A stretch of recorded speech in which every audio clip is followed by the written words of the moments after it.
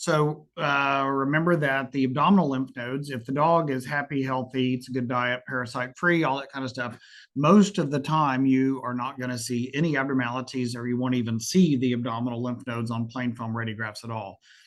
Even sometimes on ultrasound, you will be hard pressed to see normal abdominal lymph nodes. Just as a quick review, what is a lymph node and what is its function in life? So basically, a lymph node is a filter. So it has lymphatic channels, lymphatic ducts, and things that feed it with lymph fluid, and they act as filters. So anything that's abnormal in that lymph fluid, bacteria, fungal, spores, anything like that, cancer cells, it tends to try to filter that out, and stop it from spreading elsewhere. But in response to that, these lymph nodes can become big, or sometimes they can have cancer themselves, which when they become big, that's when you start to see them on radiographs. So you have to know where they live. Okay, so there's different groups of lymph nodes there. We talked about this before when we talked about the anatomy of the abdomen. All of these you don't see, but there's gastric nodes. There's some bunch of collection of little lymph nodes that live near the liver, the porta hepatis. Those are called mesenteric nodes. And then you have the other ones that we just talked about, usually ventral to the level of about L6-7. You see, if they become big, you'll see them on the lateral views, though they're the sublumbar nodes. And sometimes you'll see the iliac nodes. They're on either side of where the aorta bifurcates. And again, sometimes you'll see those nodes too. So lymphadenopathy is the doctor word for big and large lymph nodes. It's a relative thing, and so with lymph nodes, the larger they become, the more irregularly shaped they become.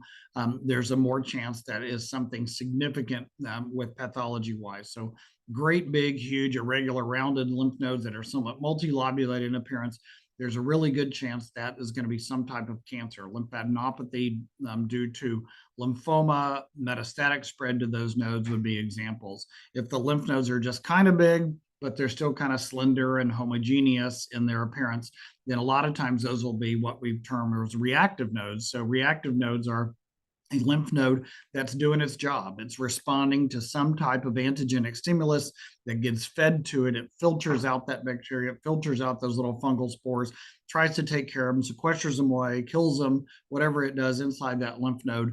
But while it's doing its job, it can kind of hypertrophy a little bit, but then over time it will go, once that infection gets cleared up, for instance, it'll go back to normal size. Okay, so here is an example here. This is what we just talked about. So this is a L5, L6, L7.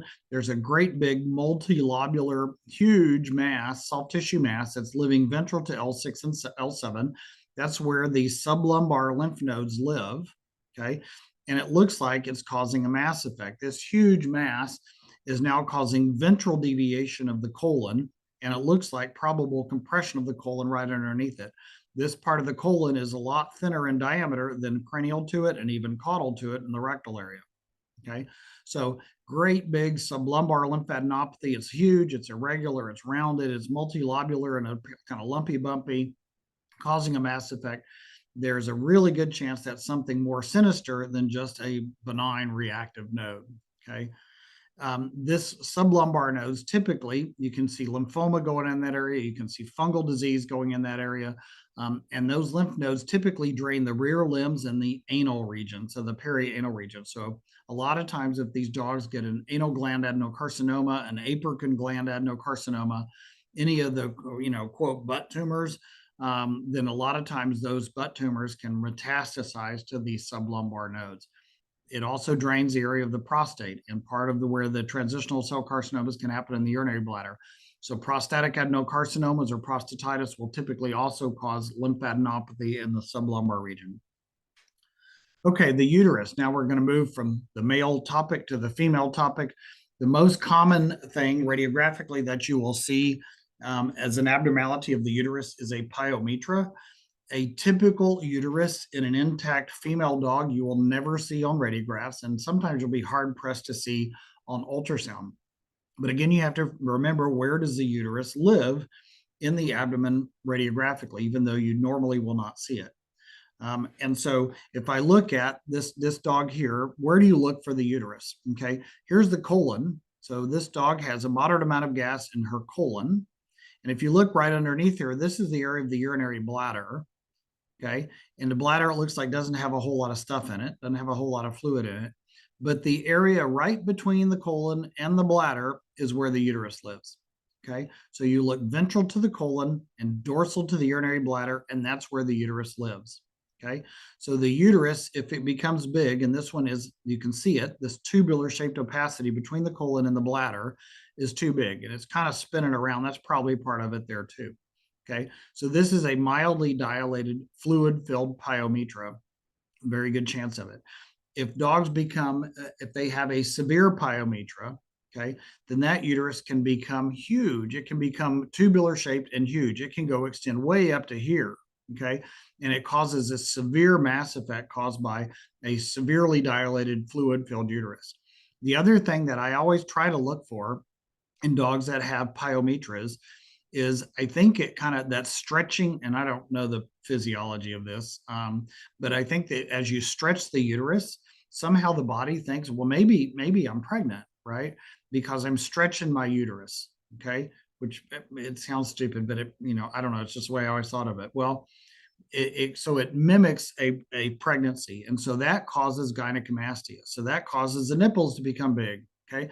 So I always look for big nipples if I think I might see a pyometra, because that is convincing that, yep, that goes with this, stupid Poteet stretching of the uterus can cause your nipples to become big.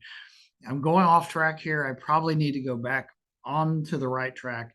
And so all you need to do is look for, where does the uterus live? It lives ventral to the colon, dorsal to the urinary bladder, and that's where it lives. Pyometra is a really common thing.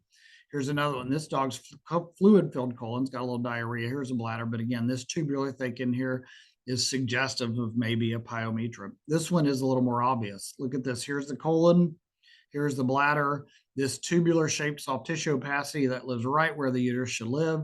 And most likely all of this tubular stuff right in here is also dilated fluid filled uterus. And bingo, bingo, bingo, bingo, we got kind of prominent looking nipples. Okay.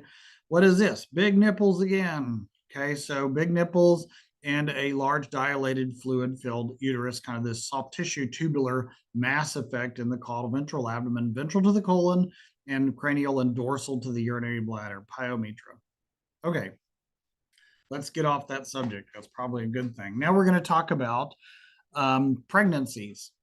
Okay, so how do you diagnose pregnancy with radiographs? The first thing you have to realize is that radiographs are super insensitive for middle to and early pregnancy.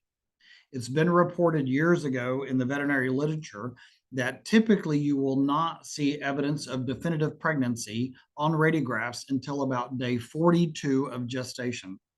So what is the normal gestation term of a dog or a cat? It's both about the same. And both of them are about 60, 63 days, something like that, right?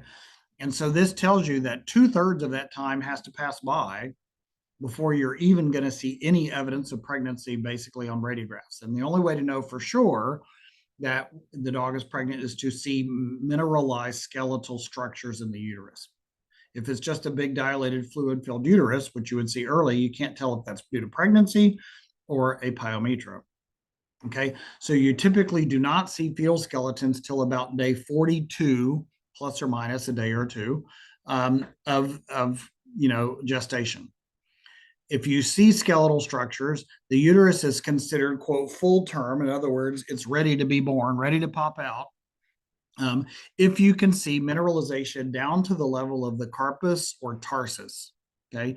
If you can see mineralization to that level, then usually they're pretty much cooked, they're ready to go, okay?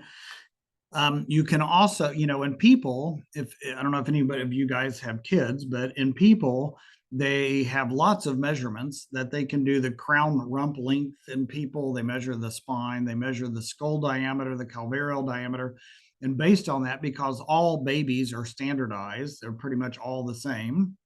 Then they can predict with really good accuracy exactly when that mom is going to give birth. In animals, there's absolutely no freaking way to do that. Okay. especially when you consider dog heads are different shapes. You know, a whippet dog head is shaped really differently than a bulldog, right? And so there's no way in hell to know and do all those measurements like they can in human medicine when it comes to our patients. Um, you can also try to count fetuses on radiographs. And the more mature those fetuses are, the easier it is to count. But even then, sometimes the simplest things in life can become difficult things in life. And counting fetal skeletons on radiographs can become difficult.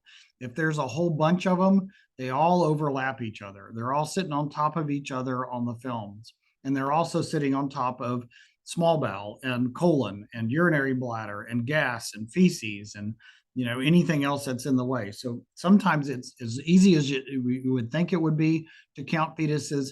Sometimes it's very difficult. And so typically what I do is I count to get a lateral view. I count them, and I come up with a number. Okay. And then I try to make my mind forget the number. And then independently, I go back and count them again on the VD view and see if I arise, hopefully, at the same number. Okay. If you do, then maybe you're right. But even then, whenever I write a report, and I would advise you as a veterinarian going forward, most of the time, nobody's going to care how many fetuses are pregnant, with the exception of it's a breeder. Okay. If it's a breeder that brings a dog in, they want to know how many puppies or kittens there are. And bottom line is, why do they want to know that? Okay. And they want to know that why? Because they want to know how much money they're going to make. Everything in life seems to come down to money. And that is true too. The other thing I would caution you with, and that you probably already know, is breeders tend to be different kind of people. Okay. And so you should always keep that in mind too. Breeders can become very litigious, like everybody else is nowadays too, but they especially can become very litigious, and you don't want to back yourself into a corner you can't get out of. And so anytime you tell this breeder that's, very insistent, you need to tell me how many puppies are in there, you better be right. And what I do is I always give myself a back door. Okay. So I always say, yeah, I think there's 8 plus or minus, 1 or maybe even 2. Okay. So give yourself a back door. Don't be specific and say, damn it, there's 8. I know there's 8. Because what's going to happen, and this happened to me years ago in practice, is you say there's going to be 8, and then guess what? The dog whelps and they have 7, and they turn around and try to sue you for the cost of the other puppy to gain that money because you told them there was going to be 8. You don't want to back yourself into that corner. Okay. So keep that in mind anytime you're dealing with a breeder. Okay. So here's this dog here, and it's got a bunch of mineralized puppies. So, when people count puppies, they either count skeletal, the spines like this one, or they try to count skulls. So here's a skull here. And see, this is a good example here. So here's a spine here, here's a spine here, but their skulls are right on top of each other. They're summating right on top of each other. So that's really 2 skulls. And if at first glance, you might count it as 1. But this skull here is associated with that spine. This skull here is associated with that spine. So there's 2 skulls here. There's another one here. There's another one here. And there's another one here. So I would count 1, 2, 3, 4, 5, maybe 5 puppies. And I want to do the same thing on the VD view. See if I get the same number, plus or minus 1. Okay. Okay. So here's a bunch of other puppies. I mean, you can see lots of puppies. Okay, this one's breached. So this one's presenting. It's in the middle of the birth canal. So it's trying to get out, but it's going out backwards. They should go head first. But this one's going out tail first. And you can tell, look at the size of these skulls compared to the diameter of the pelvic outlet. Okay, the skulls are as big or bigger than the pelvic outlet. So even, just ballparking it, there's measurements for this, but ballparking it, there's a really good chance these puppies are going to have be born by cesarean section, because there's just not room for that big old puppy to fit out. Okay.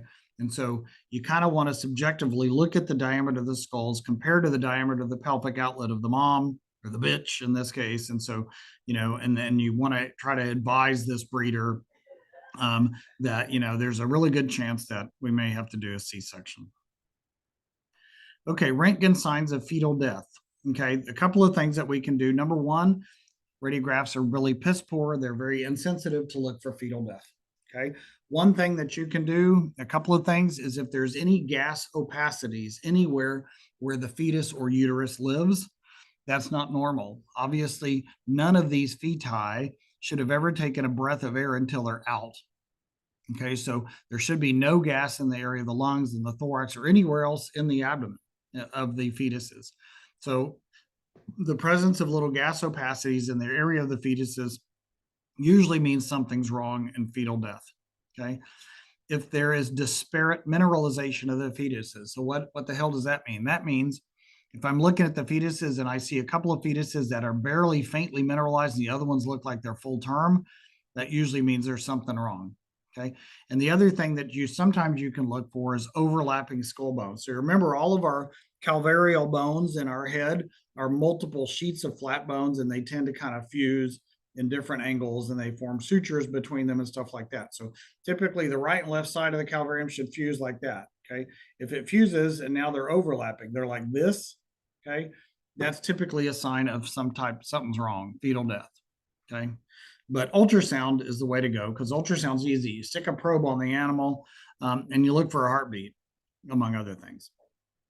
Okay. Ovaries, female, continuation with our female stuff. Okay. Ovaries in normal, intact female dogs, you're never going to see them. They're small, but you have to know where they live. We said the ovaries typically live just caudal to each kidney in the dorsal abdomen, but most of the time you're not going to see them. If they become huge and big and cancerous or get really big cysts on them, then maybe you'll see a hint of them on radiographs, but ultrasound is the real way to go when we talk about ovaries.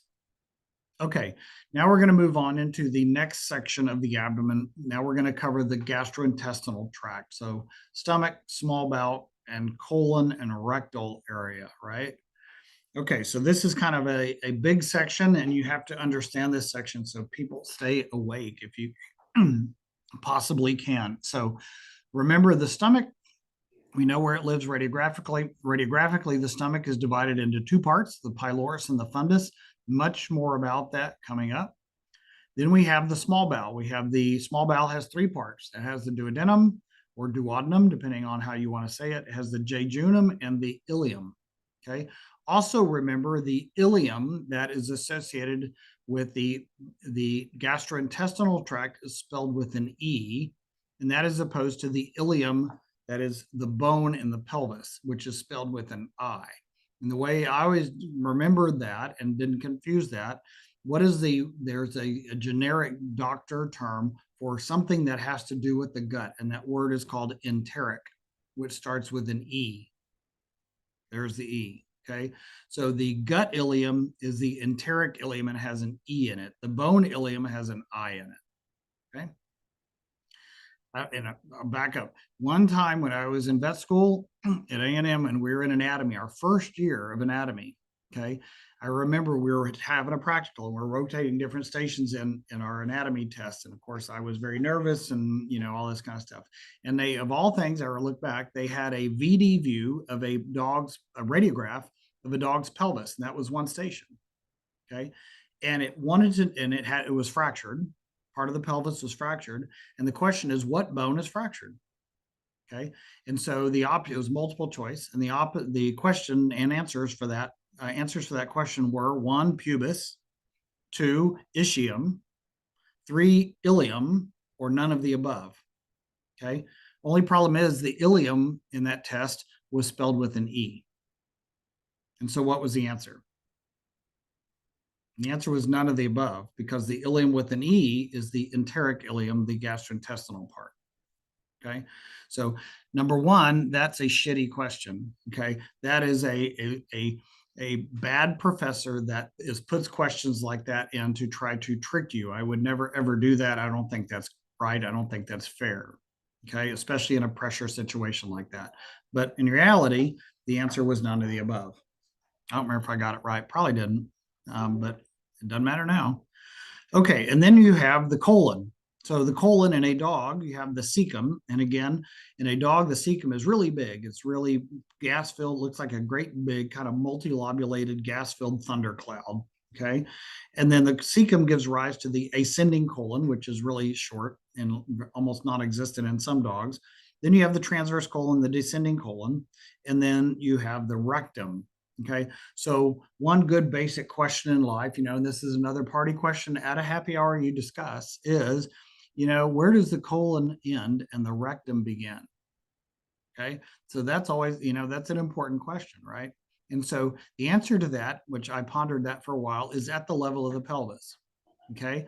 So the colon is the part of the gastrointestinal tract, the large bowel, cranial to the pelvis. At the level of the pelvis, the name changes. If the name changes to rectum, if it's caudal to the pelvis. Okay. Now you know. Okay, so the stomach, let's start off with the stomach. We're going to move down the gastrointestinal tract. So if I go in the stomach, again, the stomach has two parts. It has a pylorus and it has a fundus. Okay, I always remember the pylorus lives on the right side of the stomach, and it always lives on the right side in a normal animal. And the word pylorus tends to have an R in it, which reminds you that it's always on the right side. Okay, it would be really cool if the fundus or the word fundic or fundus has an L in it, but it doesn't. But it sure as hell doesn't have an R in it. Okay, and so pylorus is on the right, fundus is on the left. Okay, the other thing to remember, that's on the VD view. On the VD view, when you're looking at pylorus is always on the right side, fundus is always on the left side. If I'm looking at a lateral view, the pyloric region of the stomach is the smaller part and it's always ventrally located in a normal dog. The fundic region of the stomach is the larger part of the stomach, and it is always dorsally deviated on a lateral view. Okay. None of this changes. It doesn't matter what lateral view it is. It could be a right lateral view or left lateral view. It's the same in a normal dog. Okay. Okay, now we have to worry about this thing called the stomach bubble. And typically, in my experience, this tends to blow people's minds. And so pay attention. I'll try to explain the best I can, but you're going to have to go out of here and think about it. Okay, so I just said the stomach has a normal anatomic position. The position of the pylorus is on the ventral aspect of the abdomen, and it's on the right side. Okay. It doesn't matter if I flip the dog right lateral or left lateral, that always is the same. The anatomy never changes no matter how you turn and position the animal. Okay. So that never changes. But what can change is the content in the stomach. Okay. And think of the stomach as basically a big water balloon. Okay. And so the stomach is this big compartment, and think of it as a water balloon. And inside your stomach water balloon, you have 30% of it is filled with gas. Okay. And 60% of it is filled with fluid, water. Okay. Now, if I have the dog lying on one side or the other, the stomach bubble, the gas that's in the stomach is going to tend to float. Okay. The heavy part, the water in the stomach, is going to be gravity dependent. It goes to the opposite portion of the stomach. Okay. So if I have a dog in right lateral recumbency, again, this leads right back into that gentleman's question a while ago. What does the right mean? Okay. That means the dog is lying on his right side. Okay. That means the right side of the animal is down. Okay. So with the right side of the animal down, which side is the pylorus on? It's on the right side. So that means the right side of the stomach, the pylorus, is down. It's gravity dependent. And so if we take our water balloon example that has a little bit of gas and mostly fluid in it, where is the fluid going to want to go on a right lateral view? Will the fluid go into the pylorus, or will it float to the top in the fundus? Okay. Well, the fluid is heavy. It's gravity dependent. And so if the right side is down, that means the pylorus is down, which means the fluid goes in the pylorus and gas will float to the top and be located in the fundus. Okay. Now, if we get our dog and we flip him over and now we put him in left lateral recumbency.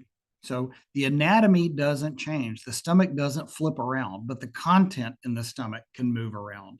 Okay.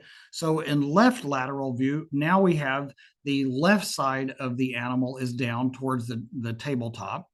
Okay. Which means the fundic region of the stomach is down towards the tabletop, which means that part of the stomach in a left lateral view will fill up with the heavy part, the water, which means the gas bubble in the stomach will float to the top and now be located in the pylorus. Okay. So in a right lateral view, the pylorus is fluid filled and the gas is in the opposite side of the stomach, the fundus. In a left lateral view, the opposite happens. In a left lateral view, the pylorus typically fills with fluid and the gas floats up to the fundus. Okay. The anatomy doesn't change no matter how you flip the dog. It's just the content within the stomach. Now, the great majority of animals that you radiograph will have a stomach bubble. They have either fluid in the stomach with a little bit of gas, or they have a bunch of dog food or cat food in the stomach, which acts like fluid because it's also heavier than gas. Okay. So if you flip them around, VD view, right lateral versus left lateral, the gas content within the lumen of the stomach is going to move around because it tends to float to the top. Okay. So why is all of this helpful and what the hell does it really matter? Okay. Is it just esoteric BS that academia makes you learn? No, this is stuff you're going to use all the time. Okay. It can be really helpful to play with the position of the stomach bubble if you're looking for gastric foreign bodies. Okay. So let's kind of review that a little bit. First off, we have to talk about this thing that people screw up all the time called the pyloric fake out. Okay. If I have a dog lying in right lateral recumbency, here's part of the stomach. I can see dog food. There's gas up in the fundic region of the stomach. It lives up here. Okay. This is in right lateral view. Well, this rounded thing right in here, that's the pylorus of the stomach and it's full of fluid because the dog is lying in right lateral recumbency.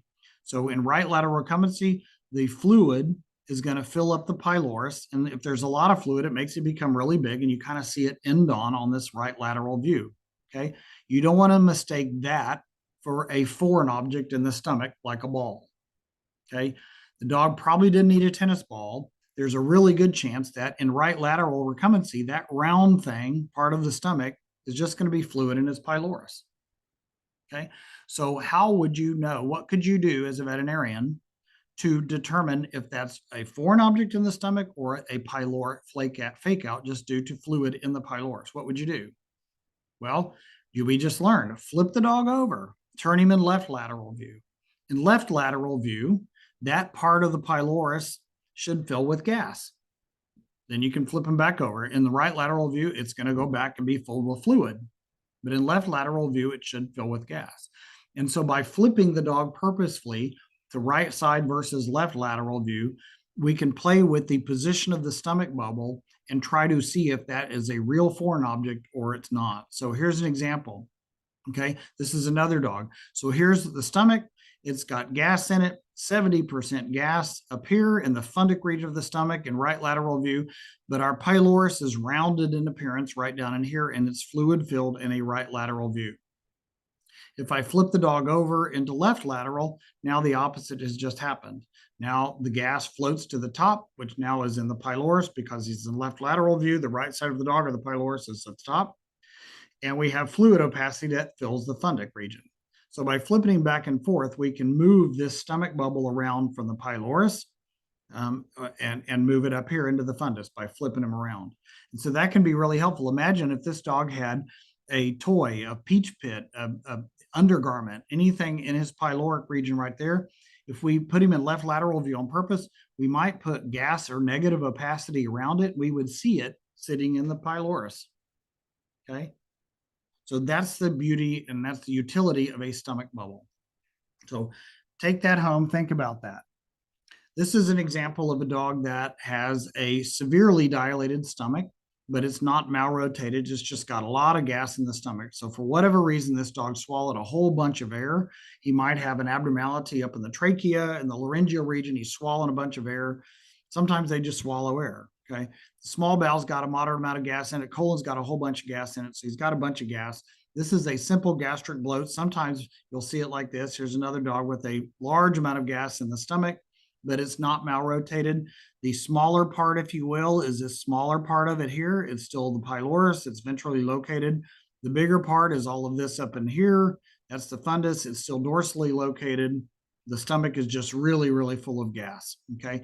Typically with these dogs that have a gastric bloat like this, you pass the stomach tube, you get the gas out of it, you repeat the films, and the dog can do fine. Okay. As opposed to this condition, this is totally different. At first glance, it looks the same, but it's not. And I'll explain why. This whole big structure up in here is a severely dilated gas-filled stomach. Huge. Okay. But now, again, the stomach has two different parts. It has a larger fundic part here, and it has a smaller pyloric part here. But now they've flipped in position. Okay. So now the smaller pyloric part of the stomach is dorsally located. Normally, it should be down here in all normal dogs. Doesn't matter if they're right or left lateral view. Okay. And the fundic portion of the stomach now is ventrally displaced. It normally should be sitting up in here, but now it's ventrally displaced. So now we have, it's flipped. The stomach is flipped upon itself. It's torsed. Okay. So we have the smaller portion of the stomach, the pylorus, that's way up here abnormally, and the large portion of the stomach, the fundus, that's way down here ventrally, they've flipped. Okay. The other thing I look for GDVs is I look for what they will describe as compartmentalization of the stomach. So it looks like the stomach now has two separate, really distinct parts. And because the separation between the pylorus, which is abnormally placed, and the larger fundus, you have this band of soft tissue where it's twisted upon itself. Okay, so that is subdividing it even further into two separate, distinct compartments. Okay, so a gastric dilatation, and some people have referred to this, and I've never been able to visualize this because I think I'm just old, but some people refer to a GDV appearance as a Smurf hat. I don't know what the hell even a Smurf is, although I know they're blue, but you're young and you might have watched the Smurfs when you were little. Okay, so a Smurf hat, I have no idea. I think they're smoking something, but anyway, whatever. And then some people refer to it as Popeye's arm, which I'm not sure I can visualize that much either, but whatever works for you. Okay. So GDV, you need to recognize a GDV versus, pylorus way up here, larger fundic portion way down here, versus just a simple gastric bloat where the stomach's in the normal position, just big and dilated. Okay. This one here is prognosis good, past stomach 2. Okay, this one here, you got to go to surgery. It's not going to it's not going to untwist itself. This dog has to go to surgery and has to do it soon before the stomach ruptures. Okay. Okay, this is an example here of a kitty cat. In this particular case, this cat's stomach is huge. Okay, this is all huge stomach. Okay, it's a right lateral view. This is the pylorus here. It's huge. It's dilated. It's got mostly fluid in it. There's a little gas bubble sitting right up in here in the fundic. But he also has this radiopaque foreign object right down in here. That's where the pyloric outflow tract is that goes to the duodenum. So in cats, not uncommonly, you'll see this. The stomach is freaking huge. You may or may not see a foreign object, but the stomach's huge. Okay. And the small bowel looks very normal. It's just pushed back to this mass effect, right? And so people will term this in a cat as a high obstruction, which means there's something usually in the duodenum. Okay. The thing I see this now, I don't remember what that foreign object is, but I see cat high obstructions like this where the stomach is huge and fluid and gas filled and the small bowel looks normal. I see it all the time, and it happens if a cat eats the tip end of a Nerf bullet. Okay, so those Nerf bullets that kids had, I'm sure you all had those when you were little too. I didn't have them, but when the cats chew on those things, the little tip end of the Nerf bullet breaks off and they swallow it, and it's the perfect diameter to make it through the stomach and get stuck in the duodenum. Okay, ultrasound wise, you can go find it and you can see it, but these high obstruction in cats nowadays think there's a Nerf bullet in the duodenum. Okay, this cat here ate a bunch of hair bands. Okay, so the hair bands you would put, around your hair, and they chew on them, and I guess I don't know why they would eat them, but they do. And so these cats got a bunch of these radiopaque hair bands. It's got another one down here in the small bowel. This curvilinear radiopaque thing. So not uncommon at all to see those curvilinear hair band foreign objects. Okay, so what about this animal here? Here, he comes in vomiting. It's Friday night in the afternoon. You want to get the hell out of the clinic. You want to go home. You want to go have dinner. Spend some time with your family or significant other. And you're sitting here and you got this dog comes in. Well, he's got gas in his stomach here. He's got this big round thing here. He's vomiting. What are you going to do? What's the next thing you're going to do to determine, is this something serious or is this something not? Bottom line is what you're trying to decide on that Friday afternoon. Do I need to go to surgery or not? Is it to cut or not to cut? That's the question. Okay. So what's the first thing that you're going to do with this one? I'm asking. So what do y'all think?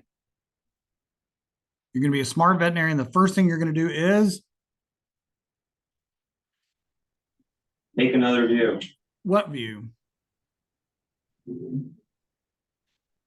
Left or Left. medium. Exactly. Flip the dog over. This is a right lateral view. We know in a right lateral view, the pylorus can look like that because it's large and fluid filled, because it fills with fluid in a right lateral view.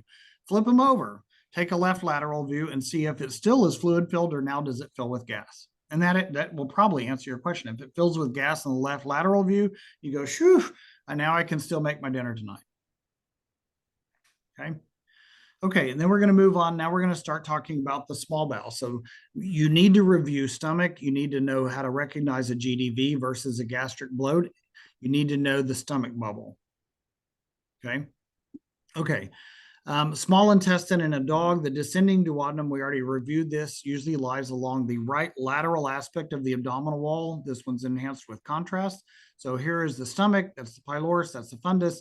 Here's the cranial duodenal flexure. So this descending duodenum is the only part of the small bowel that is fixed in location and goes straight from cranial to caudal along the right lateral most aspect of the abdominal wall in a dog. Okay. Cat does the same thing, except it's a little more midline. Okay. That's where the duodenum lives. Okay. In some animals, and we used to look for this, especially before we had ultrasound, we could see every now and then, you'll see here's the descending duodenum, except now it's filled with gas. It's not hugely dilated, but it's just filled with gas.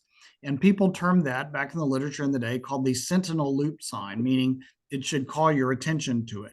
Okay. And if you're looking at that and you see that on plain films, a lot of times what lives right next to the descending duodenum right over here? And the answer to that is the pancreas. The right limb of the pancreas lives right here next to the stomach and the duodenum. Dogs and cats that get pancreatitis, sometimes their duodenum fills with gas, and you'll see it, gas filled. Okay. And so if you see a gas distended duodenum, sometimes you should think, well, maybe this dog's got pancreatitis. Okay. Then we have to talk about, this is probably where we'll end up after we talk about this concept to give you, this is another concept that typically blows people's mind that you'll have to think about going forward. Okay. The bottom line with this, we're looking for bowel wall thickness. And the question is, on a plain film x-ray of the dog's abdomen, that's not contrast enhanced, we didn't give barium, nothing like that. Can you evaluate bowel wall thickness? Can you evaluate the thickness of the bowel wall of a section of small bowel on plain films? Okay, let me back up just for a moment and let me go back to when, remember we were talking about the urinary bladder. Okay, and with a urinary bladder, I said most of the time radiographs, you cannot evaluate the thickness of the bladder wall. Okay, and why did I say you can't evaluate the thickness of the bladder wall? Because typically what's inside the bladder? Fluid, urine, right? And what is the opacity? There's 5 radiographic opacities. What's the radiographic opacity of fluid? Well, it's fluid opacity. Okay. And we know what is the radiographic opacity of the urinary bladder wall itself? Fluid. Okay. If I have fluid next to fluid, what is it going to do? It's going to silhouette, and I won't be able to see the inner margin of the bladder wall. And therefore, there's no way I can tell you the thickness of the bladder wall because it silhouettes with the fluid content in the bladder. Same thing happens with the small bowel. Okay, except we have to throw a little bit of a monkey wrench into it because the small bowel, a lot of times, just like the stomach, will also have a little bit of gas in it, or maybe even some ingestive. Okay, so let's look at a couple of examples here. Here is bowel loops all in a row stacked on top of each other right in here. So these are coming, a small piece of small bowel that's coming end on at you from the screen. Okay, so you see it end on. This is the same bowel loop here, but now it's in longitudinal section. So now it is in parallel with the screen. Okay, same bowel loop. In this particular case, this bowel loop here is 100% chock full of fluid. So this is like the urinary bladder. We have fluid, water content inside the lumen of the bowel. That fluid will silhouette with the bowel wall, and there's no way in hell I'm going to be able to see the inside margin of that bowel wall. And because of that, I cannot tell you the thickness of the bowel wall. Got it? Now let's jump down to the bottom one. Okay. And the bottom one now, instead of 100% fluid filled, now it's 100% gas filled. Okay. Well, the gas is a different opacity. And so now in this one here, if the gas, if we blew the small bowel up like a balloon, okay, then I could tell the inner margin. Now I can see the inner margin of the bowel wall itself because now we have a soft tissue opacity next to a gas opacity. And so that allows me to see that inner margin of that bowel wall. Okay. I can always see the outer margin because usually there's fat next to it. That's another opacity. So if if we walked around all day long and we all have dilated gas-filled bowel loops, then I would be able to tell bowel wall thickness. Okay. If we all walked around all day long and had completely fluid bowel loops, there's no way in hell I can tell the wall thickness. Well, in reality, it's a little bit of both. Okay. Most bowel loops have a little bit of fluid in them and they have just a little bit of gas. And again, that gas, just like in the stomach, floats to the top end of where the bowel loop is located. Okay. So now I have a combination of fluid and a little bit of gas that floats to the top of that bowel loop. Okay. That's what it would look like end on. But if I look at it in longitudinal section like this, then that bowel wall will appear to be artifactually thickened because I have this part of the fluid around that, air bubble at the top of the bladder. And so that part of the bowel wall now looks artifactually thickened. So if I looked at it with radiographs, I'm going to think, wow, that bowel loop looks really thickened. But I have to realize that there's a really good chance that's artifact because I've got fluid and gas in the bowel loop, and that fluid in the bowel lumen is silhouetting partially with the bowel wall itself to cause it to appear artifactually thickened. Okay. So if I go to this example here, I can see here's some different areas of bowel. So here's small bowel here. There's some that's gas filled. There's some that's fluid filled. There's some that's got a little bit of ingesta and stuff in it. In this particular part of the bowel that's gas filled, I can see the outside margin of the bowel wall here because I have fluid opacity next to a fat opacity. I can see the inside margin of the bowel here in this section of small bowel that is chock full of gas because now I have two different opacities. I have gas opacity this time next to soft tissue opacity. So in that particular section of bowel, it looks like it's about that, it looks like it's about that thick, okay? But what about this bowel loop right up in here? This bowel wall here, does everybody appreciate that bowel wall looks like it's thicker than over here, okay? But I don't know if that's artifact just due to a little bit more fluid in that part of the bowel, or if that's true thickening of the bowel wall.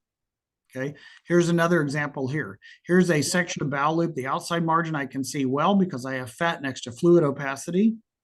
The inside margin I can see real well because I have gas next to fluid opacity. So in this particular case, the bowel wall looks like it's that thick. Okay, but what about down in here? Okay, now I have, it looks like thickened bowel wall here. Is it thick? Is it really thick? Or now I just got more fluid and I have a thinner ribbon of gas that flows to this top of this portion of the bowel. There's no way I can tell you. Okay. And then I get to this part of the bowel loop. Here's another bowel loop in here. And this is that part of the bowel that's chock full of fluid. Now I can see the outside margin of the bowel, but I can't see the inside margin at all. Okay. Because it's fluid. So now I have fluid in the lumen that silhouettes with the bowel wall itself. So the answer to this, and I want you to answer this question, is on plain films, is there a way to definitively tell bowel wall thickness? The answer to that is no.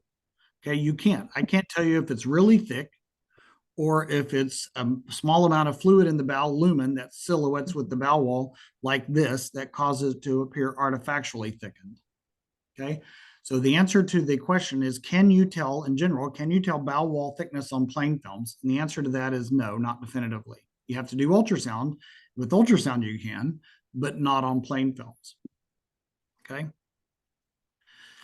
Okay, so you got a question on that? You good? Okay, I'm going to leave it here with we'll talk about break up with this tomorrow. We'll start up with this topic of obstruction or enteritis. This is again back to the scenario of it's Friday night at 4:30 or 5 o'clock, and the dog comes in. He's been vomiting for 3 days, but the owner just decides now it's time on a Friday night to bring him in to see you, and you have to make a decision. And number one, what is the best imaging procedure to use to image that dog? And then based on those images, do I need to cut the dog tonight or can I wait? Can I treat him medically, stick him in a cage, treat him medically tonight, maybe get him back tomorrow, relook at him tomorrow? Okay. Or does he have to go to surgery tonight? Okay. To cut or not to cut? That's the question. Okay. It can be a difficult decision. Sometimes it's real easy, but that's what we're going to pick up tomorrow and talk about that obstruction or not obstruction. All right. See y'all tomorrow, same time. Have a good rest of your day. Bye, thank you. Bye.